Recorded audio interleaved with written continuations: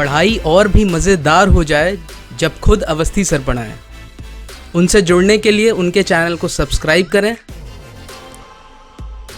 और bell icon को दबाएं उनके लेक्चर्स को सबसे पहले देखने के लिए।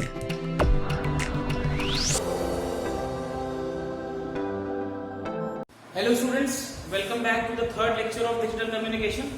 लास्ट लेक्चर में बच्चों हमने एंट्रोपी पढ़ा था। एंट्रोपी के साथ साथ हमने उसकी कुछ प्रॉपर्टीज देखी थी। If you remember, the last property that we discussed was the upper bound of entropy, and that property said that the maximum entropy from a source can be log m base 2, where m is the number of symbols that the source is emitting. अगर source 3 symbol emit कर रहा है then m की value 3, अगर source 5 symbol emit कर रहा है तो m की वैल्यू 5 एंड सो ऑन। अब क्वेश्चन ये आता है कि एंट्रोपी मुझे कैसे हेल्प करती है एफिशिएंट कोडिंग में। तो बच्चों, इसको हम एक बहुत बेसिक एग्जांपल से समझते हैं। एक सीन देखते हैं। एक क्लास है जहां पर कुछ बच्चे हैं। क्लास में एक टेस्ट होता है, मान लीजिए डिजिटल कम्युनिकेशन का टेस्ट होता है, और क्लास में 8 बच्चे हैं। उन सभी स्टूडेंट्स के पास होने की प्रोबेबिलिटी मैं लिख रहा हूं। ध्यान से समझेंगे बच्चों, उन सभी स्टूडेंट्स के पास होने की प्रोबेबिलिटी मैं लिख रहा हूं। This is the probability of the students passing the test. 8 students हैं and these are the probabilities. पहले स्टूडेंट के पास होने की probability 1/2, then 1/4 and so on. This will be 1/64. अब क्लास में the head of the department or the management person comes and asks कि इनमें से कौन कौन से स्टूडेंट्स या इसमें से कौन सा स्टूडेंट हाईएस्ट मार्क्स स्कोर करता है, या फॉर दैट मैटर इसमें से कौन से स्टूडेंट्स टेस्ट को पास करते हैं। अब बच्चों देखिए, मेरे पास क्लास में 8 स्टूडेंट्स हैं और मैं डिजिटल कोडिंग कर रहा हूं। तो एक तरीका मेरा इस मैसेज को ट्रांसमिट करने का क्या है, 8 पॉसिबल सिंबल्स हैं, तो मैं कैसे कोड कर सकता हूं? 1 2 3 4 1 2 3 4 1 2 1 2 1 2 0 1 0 1 0 1 0 1। तो ये बच्चों इन 8 बच्चों के इंडेक्स को कोड करने का तरीका है। हम डिजिटल इलेक्ट्रॉनिक्स में कई बार पढ़ चुके हैं। 0 1 2 3 4 5 6 7, 0 से स्टार्ट हो रहा है, 7 तक जा रहा है। अब बच्चों क्या है, what I can communicate is, for example ये स्टूडेंट हाईएस्ट मार्क्स अटेन करता है, तो what I can do is I can transmit this index. भाई this index corresponds to this probability. तो मैं क्या कह सकता हूं, I can reply to the management that the student with index 010 has scored the highest marks. Fine, valid, no issues. I had to transmit the information digitally and I used the very basic code, index numbers. मैंने उसको digital में code करके उसको बता दिया कि भाई the student having this index number had scored the highest marks. चलिए, अब इससे हटके मैं एक बार इस पूरे सोर्स की, भाई सोर्स यहां पर मेरा क्लास है, तो मैं इस क्लास की एंट्रोपी निकाल के देखता हूं। अगर मैं एंट्रोपी निकालूं बच्चों, तो एंट्रोपी क्या आएगी? 1/2 log base 2 plus 1/4 log 4 plus 1/8 log 8 plus 1/16 log 16 plus 4 times 1/64 log 64। मैंने इसको 4 टाइम्स कर लिया है, कोई इशू नहीं। This is 1/2, this is again 1/4 log 2 to the power 2 plus 1/8 log 2 to the power 3 plus 1/16 log 2 to the power 4 plus 4 times 1/64 log 2 to the power 6। ऐसे कुछ होगा। 2 to the power 5 is 32 and 6। Fine, इसको solve करें तो I get 1/2 plus 1/2 plus 3/8 plus 1/4 plus 24/64। Fine, इसको solve करूंगा। 1 plus 3/8 plus 1/4 plus 12 2 जा 24, 12 8 3 जा 24, 8 8 जा 64। फाइन, इन दोनों को ऐड करेंगे तो आई गेट 3/4 एंड 1/4। इसको पूरा बच्चों सॉल्व करेंगे तो I get approx 2, this will B 2 bits पर सेकेंड। इसको सॉल्व कर लीजिए एक बार ध्यान से। 8 3 जा 24, 8 8 जा 64, 3/8 plus 3/8 will give me 6/8, 6/8 is again 3/4, 3/4 plus 1/4 is 1, 1 plus 1 is 2। तो बच्चों इस सोर्स की एंट्रोपी आती है 2। अब लास्ट लेक्चर में हम पढ़ चुके हैं entropy is the average information content. Entropy ही मुझे बताता है कि मैं एफिशिएंटली कितना बिट का कोड बनाऊं तो मेरा डेटा भी लूज नहीं होगा, there will be no loss in the data, और मेरी पूरी इंफॉर्मेशन भी कन्वे हो जाएगी। तो मैं यहां पर देख रहा हूं कि अगर मैं इस सोर्स को एफिशिएंटली कोड करूं तो 2 बिट में मैं एवरेज इंफॉर्मेशन भेज सकता हूं। आप इसको ऐसे समझ सकते हैं कि एक पर्टिकुलर सैंपल स्पेस का एवरेज आ रहा है 2, और मैं कितनी बिट यूज कर रहा हूं इंफॉर्मेशन ट्रांसमिट करने के लिए 3 बिट्स। तो मैं एवरेज बिट से ज्यादा यूज कर रहा हूं, तो क्या ये एफिशिएंट कम्युनिकेशन हुआ? बिल्कुल भी नहीं। क्यों नहीं? क्योंकि मैंने इस इंफॉर्मेशन को भेजने के लिए नॉर्मली मैंने बोला मैं इंडेक्स भेजूंगा, इंडेक्स में मुझे 3 बिट्स चाहिए। अब मैंने क्या किया, मैंने इसको कोड करने के लिए इसकी एंट्रोपी निकालने की कोशिश की। जैसे ही मैं एंट्रोपी निकालता हूं मैं देखता हूं कि इस सोर्स की एंट्रोपी तो 2 आ रही है, और एंट्रोपी क्या है? Entropy is the average information content. That means मैं 2 बिट का इस्तेमाल करके भी ऑन एन एवरेज इंफॉर्मेशन भेज सकता हूं। तो मैं बेसिकली क्या कर रहा हूं, मैं 3 बिट यूज कर रहा हूं, जबकि एवरेज 2 ही बिट यूज हो सकती है। दैट मीन्स मेरी कोडिंग में कहीं ना कहीं प्रॉब्लम है। ऐसा नहीं है कि मेरा कोड गलत है बच्चों, यहां पर कंफ्यूजन नहीं होना चाहिए। कोड गलत बिल्कुल भी नहीं है, बट कोड एफिशिएंट नहीं है।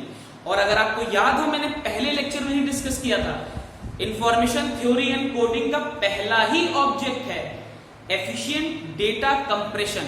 मुझे डेटा को एफिशिएंटली कंप्रेस करना है। मैं यहां पर देख रहा हूं कि मैं इस पूरे कंप्रेशन सिनेरियो में 1 बिट के नुकसान में हूं। दैट मीन्स मेरे पास कोई ऐसा तरीका होना चाहिए कि मैं इस पूरे सीन को 2 बिट में भेज सकूं। ये तरीका बच्चों मुझे सोर्स कोडिंग देता है। सोर्स कोडिंग ही वो तरीका है जो मेरे लिए ऐसा कोड डिजाइन करके देगा कि मैं अपना डेटा, मैं अपना इंफॉर्मेशन कम से कम बिट में ट्रांसमिट कर पाऊं। तो बच्चों ये इंपॉर्टेंस है, ये वो कारण है जिसकी वजह से हम सोर्स कोडिंग पढ़ते हैं। जैसा मैं हमेशा कहता हूं, कोई भी टॉपिक पढ़ने से पहले ये जानना जरूरी है कि हम क्यों पढ़ रहे हैं। तो this is the reason why we have studied entropy. मैंने पहले लेक्चर में, दूसरे लेक्चर में एंट्रोपी इसीलिए पढ़ी थी ताकि आगे जाके मैं सोर्स कोडिंग से कम बिट में इस डेटा को ट्रांसमिट कर पाऊं। क्लियर है? अब आपके दिमाग में ये क्वेश्चन आ रहा होगा कि कैसे ये पॉसिबल है कि मैं 3 बिट इस्तेमाल कर रहा हूं और एवरेज 2 बिट आ रहा है। तो बच्चों इसका भी बहुत सिंपल सा सोल्यूशन है। आपके पास फॉर एग्जांपल 6-7 इवेंट हैं। इन 6-7 इवेंट्स में से 2-3 इवेंट ऐसे हैं जो बहुत फ्रीक्वेंटली हो रहे हैं, बहुत जल्दी होते हैं। जल्दी मतलब स्पीड की बात नहीं कर रहा हूं, the frequency of occurrence is very high, बार बार हो रहे हैं। तो बच्चों अगर इवेंट बार बार होना है और मुझे उसे बार बार ट्रांसमिट करना है तो मैं उसे हाई बिट का, लॉन्ग बिट का कोड क्यों दूंगा? भाई मेरे पास 7 घड़ियां हैं फॉर एग्जांपल, मैंने सोचा कि मैं 7 रिस्ट वॉच खरीदूंगा और रोज नई नई रिस्ट वॉच पहनूंगा। ये आपके साथ भी होता है ट्राउजर्स, शर्ट्स, ड्रेसेस में, बट ऐसा आप करते तो हो नहीं। जो आपको पसंद है वो ज्यादा पहनी जाती है, जो आपको कम पसंद है उसका नंबर कम आता है। तो बिल्कुल यहां पर भी ऐसा ही होता है। डिजिटल कम्युनिकेशन में हर सैंपल स्पेस में कुछ ऐसी इंफॉर्मेशन है जो हमें बार बार भेजनी है, कुछ ऐसी इंफॉर्मेशन है जो हमें बार बार नहीं भेजनी। तो मैं क्यों सबको 3 बिट दूं? भाई जो मुझे बार बार भेजनी है उसको मैं छोटा कोड दे दूं, और जो मुझे कम भेजनी है उसको मैं बड़ा कोड दे दूं। क्योंकि मान लीजिए 10 में से 7 बार या 10 में से 6 बार वो इंफॉर्मेशन गई जो ज्यादा जानी थी और मैंने उसको छोटा कोड दिया है, तो भाई 3 की जगह मैं 2 ही बिट तो यूज कर रहा हूं। 10 में से 7 बार तो मैंने 2 ही बिट यूज की, 3 बार मैंने 3 बिट यूज कर ली, तो मेरा कोड तो एफिशिएंट हो गया ना। यही चीज मुझे सोर्स कोडिंग और एंट्रोपी करके देती है।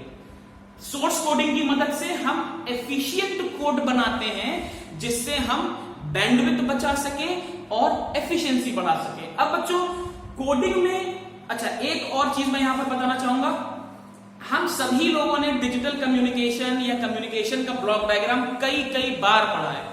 सेकेंड ईयर में भी पढ़ा है, थर्ड ईयर में भी पढ़ा है, पीओसी डिजिटल कम्युनिकेशन हर सब्जेक्ट में पढ़ते हैं और हर जगह एक क्वेश्चन आता है।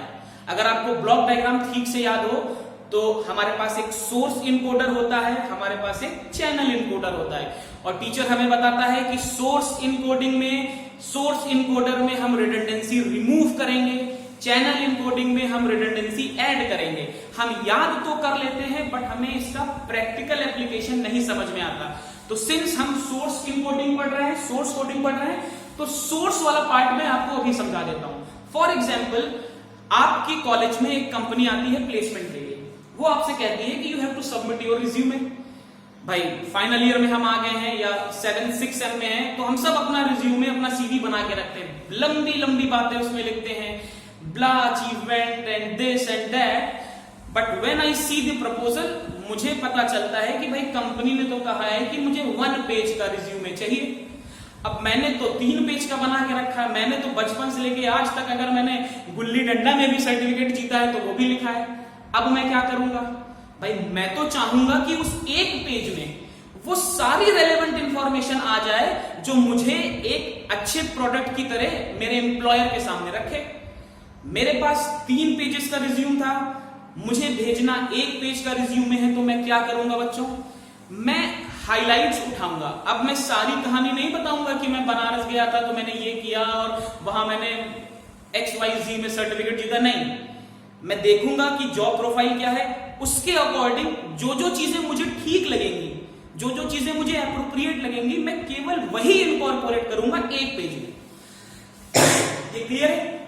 यही चीज बच्चों हम सोर्स एनकोडिंग में करते हैं। रिडंडेंसी का मतलब होता है extra bits.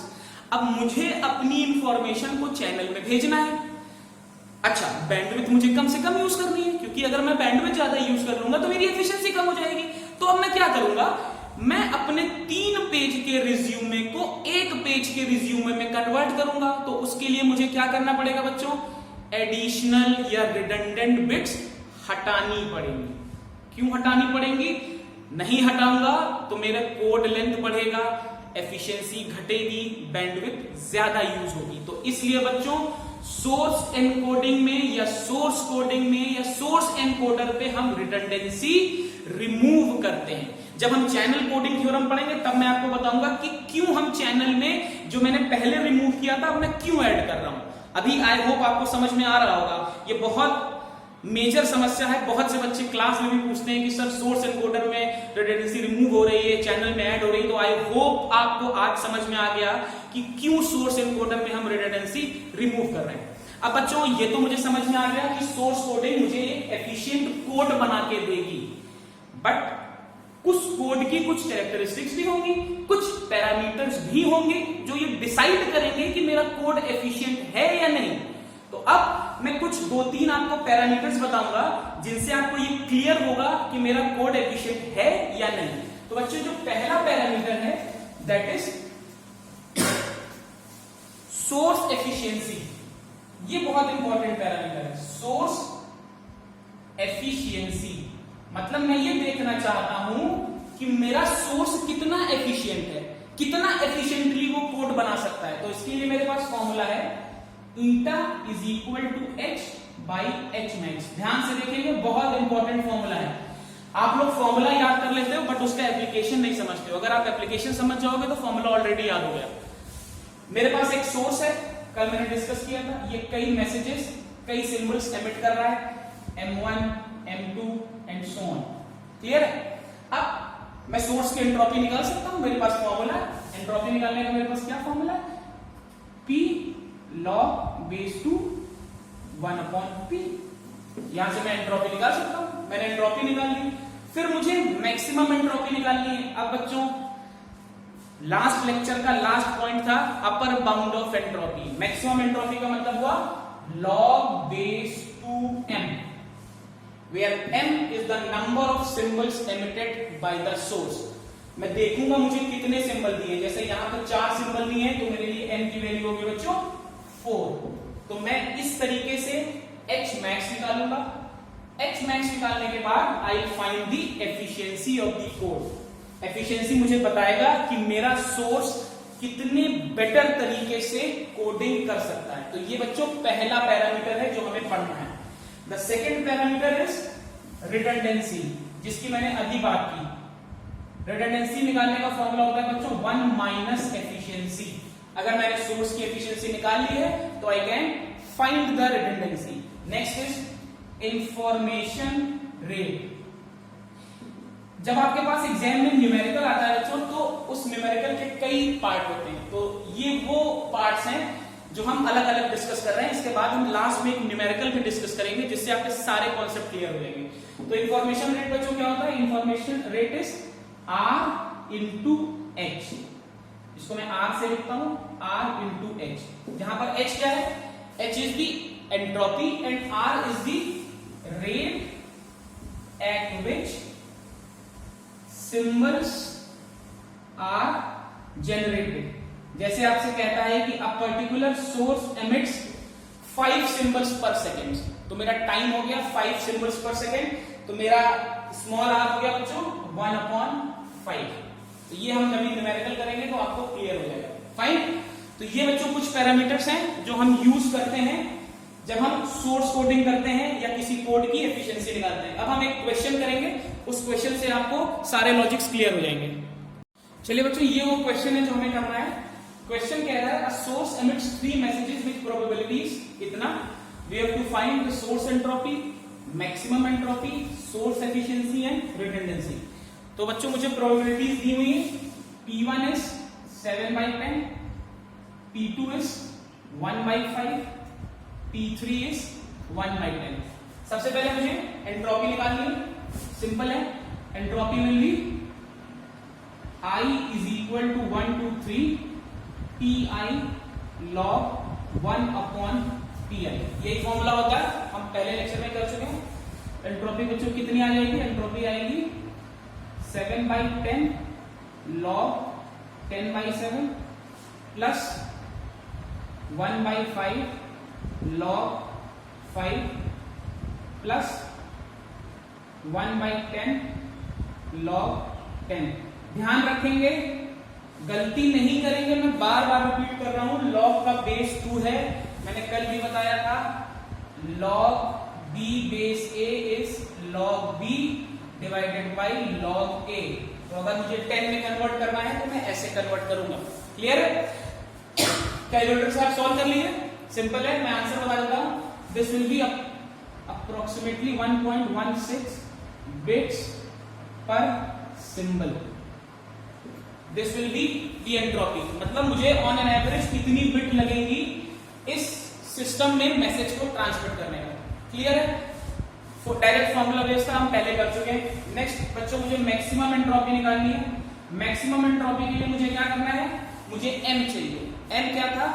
Number of messages या सिंबल्स एमिटेड। तो यहां पर बच्चों 3 सिंबल एमिट हो रहे हैं, n की वैल्यू आ गई 3। तो h मैक्स कितना हो गया? log base 2 3। क्लियर है? इसको सॉल्व कर लेंगे। log 3/log 2 सॉल्व करने के बाद ये अप्रोक्सीमेटली आएगा बच्चों 1.59 बिट्स पर सिंबल्स या मैसेज जो आपको क्वेश्चन में दिया है। फाइन। तो 2 पार्ट हो गए। नेक्स्ट पार्ट मुझे सोर्स एफिशिएंसी निकालनी है। तो सोर्स एफिशिएंसी के लिए मुझे क्या करना पड़ेगा? Eta is h/h max. h मैं निकाल चुका हूं, h है मेरा 1.16, दिस इज 1.59। क्लियर है? इसको सॉल्व करेंगे तो दिस विल बी अप्रोक्सीमेटली 73%। मैं अप्रोक्स वैल्यूज लिख रहा हूं, अब कैलकुलेटर से सॉल्व कर लेंगे, आ जाएगा। लास्ट पार्ट में मुझे रिडंडेंसी निकालनी है। Redundancy is 1 minus efficiency. Redundancy will be approximately 27%। इससे ज्यादा कोई क्वेश्चन आपके एग्जाम में नहीं आ सकता। मैंने इसमें वो सारे पार्ट्स कवर कर लिए हैं जिस पर इंडिविजुअल क्वेश्चन बन सकता है। तो अभी तक हमने जो पढ़ा इस पे आपसे इंफॉर्मेशन पे न्यूमेरिकल पूछ सकता है, सिंपल है। सिर्फ एंट्रोपी निकालने के लिए पूछ सकता है, वो मैंने इसमें एड्रेस कर दिया। मैक्सिमम एंट्रोपी में बहुत बच्चे कंफ्यूज हो जाते हैं, तो आपको बिल्कुल कंफ्यूज नहीं होना है। आपको सिर्फ मैसेजेस काउंट कर लेने हैं, सोर्स कितने मैसेज एमिट कर रहा है, वहां से I get maximum entropy, then source efficiency and redundancy. ये चारों कैरेक्टरिस्टिक मिलके बच्चों किसी कोड की वायबिलिटी डिसाइड करती है। केवल एंट्रोपी से ही नहीं होगा, मुझे मैक्सिमम एंट्रोपी, सोर्स एफिशिएंसी और रिडंडेंसी, अगर ये चारों चीजें पता है तो मैं श्योर शॉट कह सकता हूं कि भाई this coding is efficient. Clear है बच्चों? नेक्स्ट लेक्चर में हम पहला कोड पढ़ेंगे, that is Shannon Fano coding. Fine, important है। शैनन-फेनो एंड हफमैन में से एक क्वेश्चन आता ही आता है, थ्योरी भी कभी कभी आ जाती है, तो मैं एल्गो लिख दूंगा और बगल में आपके साथ ही मैं भी न्यूमेरिकल सॉल्व करूंगा। I hope this was good for you. Stay safe, study well, and don't forget to subscribe the channel for more such informative videos. Thank you.